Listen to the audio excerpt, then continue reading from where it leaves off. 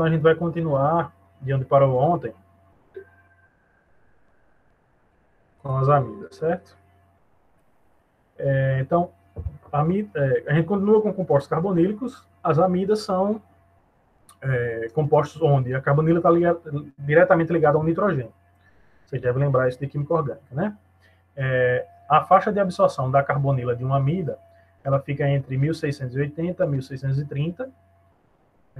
O que a gente estava discutindo agora há pouco. Quando eu tenho um grupo que tem a possibilidade de doar elétrons, deslocalizar os elétrons dessa carbonila, eu consigo diminuir a frequência de absorção, certo? Então, o nitrogênio ligado à carbonila exerce esse efeito e a carbonila de amida aparece numa região de mais baixa frequência, certo?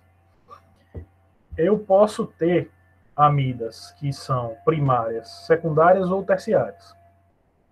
As amidas primárias e secundárias, elas têm nitrogênios ligados elas têm hidrogênios ligados ao nitrogênio. Então, nesses dois casos, eu consigo ver o estiramento de NH, então, o estiramento de amidas primárias que tem um NH2 vai aparecer com dois estiramentos, duas bandas de absorção, uma próxima a 3.350 e outra 3.180. E amidas secundárias que só tem um nitrogênio, só tem um hidrogênio ligado a nitrogênio, vão absorver próximo de 3.330. 3.300, desculpa. Então eu já consigo ter uma noção do caráter dessa amida, se ela é uma amida primária ou secundária. A amida terciária, ela não tem nitrogênio ligado, então ligado a hidrogênio, então eu não vou ter esse estiramento. Além disso, as deformações de NH elas acontecem em torno de 1640 a 1550. De novo, para amidas primárias e secundárias. A terciária não tem hidrogênio ligado, você não vai observar isso.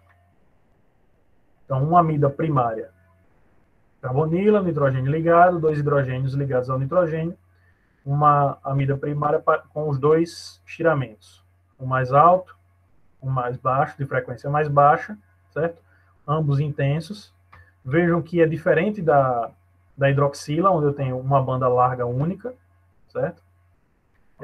E aí eu vou ter estiramento de carbonila, mais próximo de 1650. Vou ter os estiramentos de NH, que vão estar na região próxima dos de CH2 e CH3. Tenho também a deformação fora do plano da ligação NH, certo? Deixa eu ver se eu coloquei. Eu falo antes de aparecer o destaque. Tá, uma coisa interessante. Vocês veem que o sinal da carbonila, esse estiramento aqui, ele está bem mais largo do que o que a gente observa numa carbonila normalmente, não é isso? Isso acontece porque o estiramento da carbonila e a deformação NH, eles absorvem numa região muito próxima. Então, esse sinal ele fica bem mais largo. Isso aqui também é característico de amidas, principalmente amidas primárias, certo? Então, você tem um estiramento largo que vem um sinal largo que vem do estiramento da carbonila e da deformação NH. Isso também confirma a presença de uma amida. Eu tenho o estiramento CN da carbonila ligada ao nitrogênio e tenho a deformação fora do plano, ou UP, da ligação NH. As deformações fora do plano, vocês observam que elas normalmente são mais largas, assim, né? Aqui embaixo. Certo? Isso é uma amida primária. Quando eu tenho uma amida secundária, agora eu não vou ter mais os dois estiramentos de NH próximos e de intensidade relativa bem semelhante também. Agora eu vou ter um único estiramento NH, certo? Um único estiramento NH mais largo. Vou ter os estiramentos CH. Vou ter o estiramento da carbonila. E agora a deformação NH, ela ainda é próxima da carbonila, mas eu já consigo ter uma resolução entre os dois sinais. Eu vejo o sinal da carbonila separado do sinal da deformação NH, mas ainda assim, vocês veem que o sinal é bem largo. Isso é mais característico de amida secundária. E eu continuo tendo o UP aqui, a deformação angular fora do plano, certo? Professor, Oi, pode falar. o espectro se altera caso ela seja uma amida cíclica, uma lactama? Sim, porque a lactama, ela só vai poder ter, no máximo um nitrogênio ligado, né? Entendeu?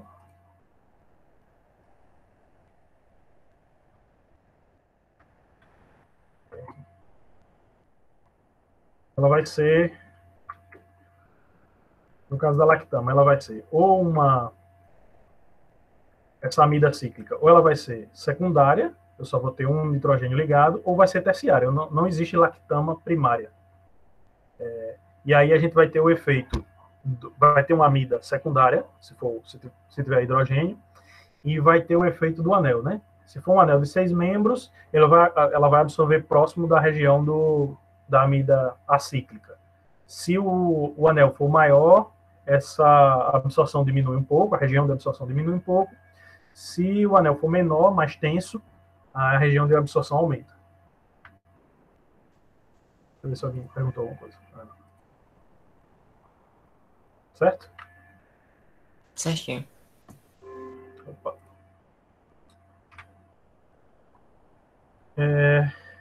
E aqui no restante do espectro ainda tem deformação de CH3, enfim, tem outras deformações, mas o que vai me dar informação estrutural realmente são esses tiramentos e deformações. Opa. Eu pulei alguma coisa aqui. Certo. Então, amidas eu posso ter amidas primárias, secundárias ou terciárias. As amidas terciárias não vão ter esse sinal de NH, porque não tem hidrogênio ligado a nitrogênio. Então, a gente vai observar. Eu acho que eu não botei nenhum espectro de amida terciária. Mas elas vão ter, não vão ter esse estiramento mais largo e vão apresentar a deformação não, vão apresentar o estiramento CN, que vai estar próximo do CH2 e CH3. Então, ela é um pouquinho mais difícil aqui, esse estiramento CN aqui, próximo de CH2 e CH3.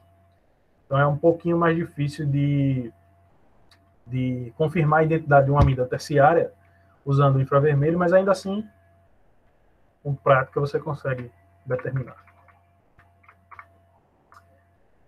Dúvidas em amidas? Então, quando eu analiso o espectro de uma amida, eu vou procurar primeiro se existe ligação NH, se ela é uma amida primária ou secundária, e eu consigo diferenciar, como vocês viram, consigo diferenciar as duas, né? A amida secundária só tem um hidrogênio ligado e eu só vou ver um sinal. Na amida primária eu vou ver a duplicidade daquele estiramento em região alta, né? Em região de alta intensidade. E dúvidas até aqui para amidas? Certo. Então a gente vai chegando próximo do fim dos compostos carbonílicos. Acho que ainda tem anidrides, se não me engano, depois disso aqui. Os cloretos ácidos, cloretos de acila, eles são espécies onde a carbonila absorve numa região de alta frequência para carbonilas, porque eu tenho um átomo eletronegativo ligado ao carbono carbonílico, né? Eu tenho um cloro, isso acontece também com os brometos. A eletronegatividade do bromo é menor, mas para cloretos e fluoretos, eu observo esse efeito retirador de elétrons do halogênio, e aí a carbonila absorve entre 1810 e 1775. Novamente, se eu tiver conjugação, se eu tiver uma dupla ligação conjugada a essa carbonila, essa frequência desce um pouco, certo? Além disso, para os cloretos ácidos, eu tenho o estiramento da ligação CCl, que vai aparecer entre 730 e 550, certo? Então, a gente consegue observar a carbonila acima de 1800, certo? O estiramento de carbonila é bem característico, né? Bem intenso, acima de 1800 nesse caso. Eu tenho aqui CH2, o estiramento CH3, e eu vou observar o estiramento bem intenso da ligação carbono-cloro, certo? Como essa molécula é bem simples, eu não tenho CH2, por exemplo, eu não tenho outros grupos substituintes. Daí eu vou observar principalmente o que está relacionado à carbonila e ao cloro, certo? Então, aletos de arcila, principalmente quando eu tenho cloro ou flúor, que são mais eletronegativos, mais retiradores de elétrons, eu vou observar primeiramente essa carbonila em região de frequência mais alta, certo? Já é um indicativo da presença de um cloreto ácido. Beleza? E aí, a gente tem o grupo que vai ter maior relevância em termos de grupo retirador de elétrons quanto às carbonilas. Então, os anidridos, eles normalmente aparecem como duas bandas, dois estiramentos da carbonila, um bem alto, entre 1830 e 1800, e outro entre 1775 e 1740, certo? A intensidade entre os dois, ela varia um pouco. Além disso, eu tenho o estiramento da ligação CO com bandas múltiplas, que ocorre entre 1.300 e 900 centímetros inversos. Os anidridos, eles têm essa propriedade. Além do efeito retirador de elétrons, eu tenho os híbridos de ressonância que contribuem para essa diferença entre as duas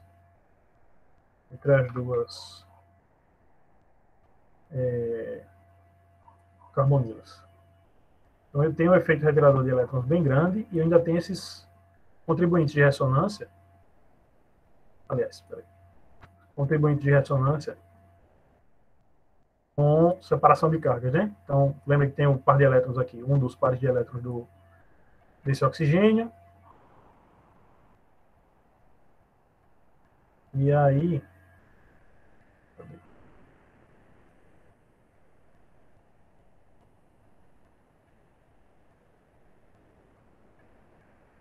eu vou ter o composto com separação de cargas de um lado e do outro.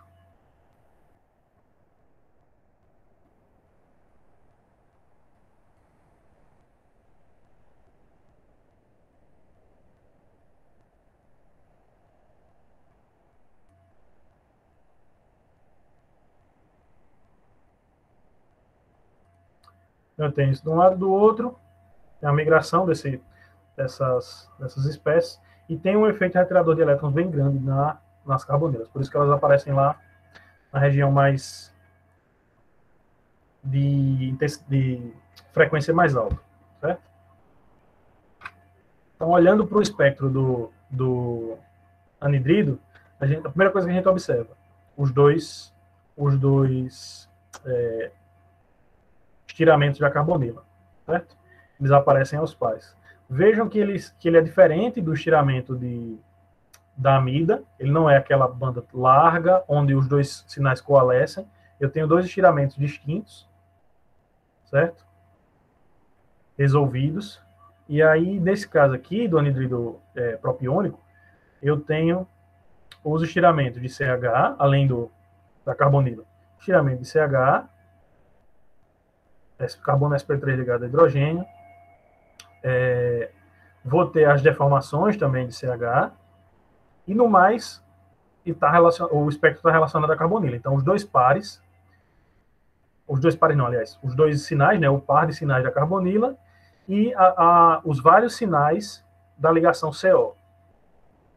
Vai aparecer entre 1.300 e 900, aqui ele está com média em 1.050. Vocês veem que são vários sinais que aparecem bem juntos, certo? E aí eu consigo determinar que esse composto é um anidrido. De novo, eu não consigo ter certeza do tamanho das cadeias laterais que estão ligadas a essa função anidrido, certo? Eu só consigo dizer que elas são cadeias alquílicas, que são alifáticas, que não tem grupos substituintes, não tem outros grupos além da função anidrido, mas eu não conseguiria distinguir, por exemplo, se eu tivesse um metileno a mais aqui e aqui, eu não conseguiria distinguir entre esse composto e o composto com a cadeia um pouquinho mais longa. Mas eu consigo determinar as primeiras características estruturais para esse composto. Beleza? Eu já tinha colocado o destaque aqui e acabei esquecendo. Então, eu vou observar no espectro do anidrido os sinais dos estiramentos de carbonila e da ligação CO aqui. Beleza? E aí a gente lembra, recapitulando, o anidrido, junto com o cloreto ácido, cloreto de acila, ele vai aparecer na região de mais alta frequência, por causa desse efeito retirador de elétrons.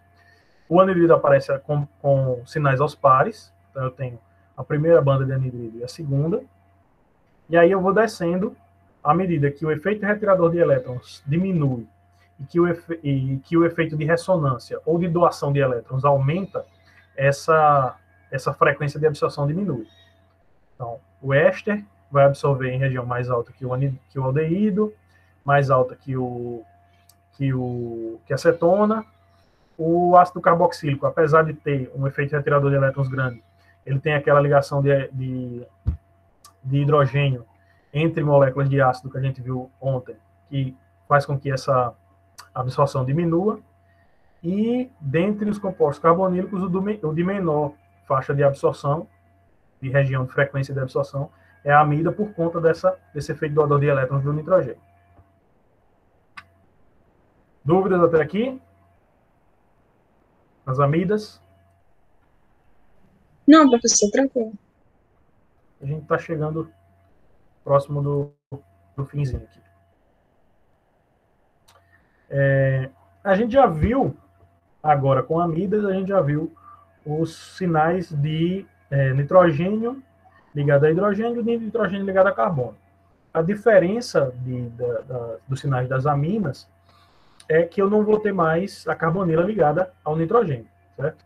Então, a ligação NH, o estiramento da ligação NH ocorre nessa região de alta frequência, de frequência mais alta, entre 3.500 e 3.300.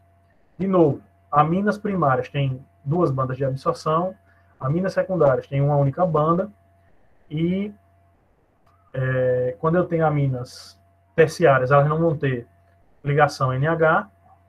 Se eu tiver uma amina ligada a um composto, se eu tiver uma amina ligada a um anel aromático, eu vou observar, além dos sinais do anel aromático, eu vou observar a conjugação, né? Lembre que o nitrogênio vai ter um par de elétrons livres, e aí eu consigo conjugar com o anel aromático, com a dupla ligação. A gente observa, lembre que a conjugação vai mudar a região de absorção desses compostos. Além dos estiramentos, eu vou observar a região de deformação. Então, aminas primárias vão ter uma região de deformação larga, entre 1.640 e 1.560. Essa é a mesma região, uma região parecida com o que a gente viu coalescendo na amida primária. Certo? Se eu tiver uma amina secundária, eu vou ter uma única absorção próximo de 1.500. Além disso, eu tenho a deformação fora do plano em torno de 800 centímetros inversos, e o estiramento da ligação CN ocorre entre 1.350 e 1.000 centímetros inversos. Então, vocês veem que as aminas elas têm várias semelhanças no espectro de infravermelho com os álcalis, né?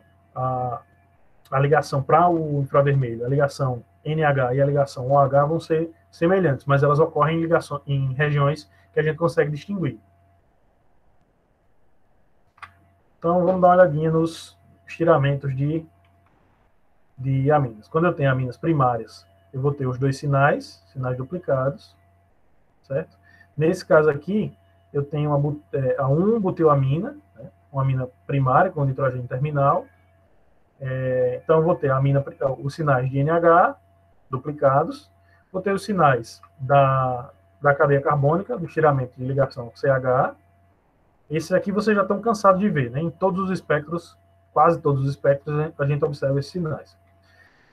Além disso, eu vou ter a deformação NH, nesse caso aqui, próximo de 1600. Tem as deformações de CH2 e CH3, o estiramento de CN. E, por fim, a deformação fora do plano da ligação NH. Beleza? Aminas primárias a gente vai observar a primeira coisa. Quando eu tenho esses sinais duplicados, eu já penso em aminas primárias, acima de 3.300, certo? E aí eu vou confirmar com o restante do espectro. Quando eu tenho aminas secundárias, então vocês veem aqui que o estiramento, eu não coloquei a estrutura, acho que eu não coloquei a estrutura dessa amina, mas é uma amina secundária. Vocês veem o estiramento NH, intensidade mais baixa, os estiramentos CH novamente, carbono sp3 ligado a hidrogênio, o estiramento da ligação CN e a deformação fora do plano da ligação NH. Certo? Então a gente começa a observar que o padrão de um espectro de aminas ele é bem consistente. Né? Vou procurar deformação fora do plano, deformação de NH no plano, e estiramento de NH nessa região mais alta.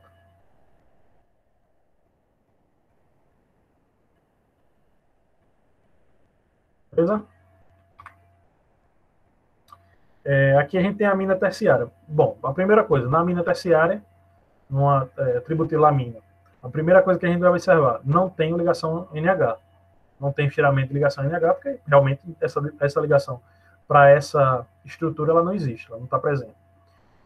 Eu vou ver os estiramentos de CH, vou ver as deformações de CH2 e CH3 e vou ver os estiramentos da ligação CN. O único indicativo de que eu tenho nitrogênio nessa molécula é o estiramento da ligação CN. Certo? E aí eu consigo diferenciar aminas primárias, secundárias e terciárias. A ausência do sinal, a ausência do sinal tanto do estiramento como da deformação angular fora do plano. Se eu não tenho ligação NH, eu não vou ter nenhum desses dois sinais. Beleza? E aí a gente termina essas principais funções orgânicas no infravermelho.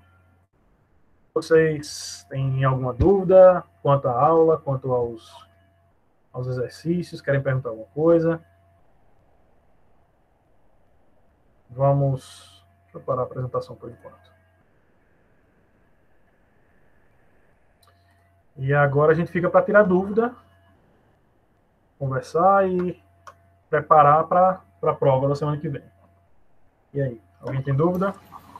Professor, como é que são mais ou menos as suas provas? Elas são longas? Como é que são?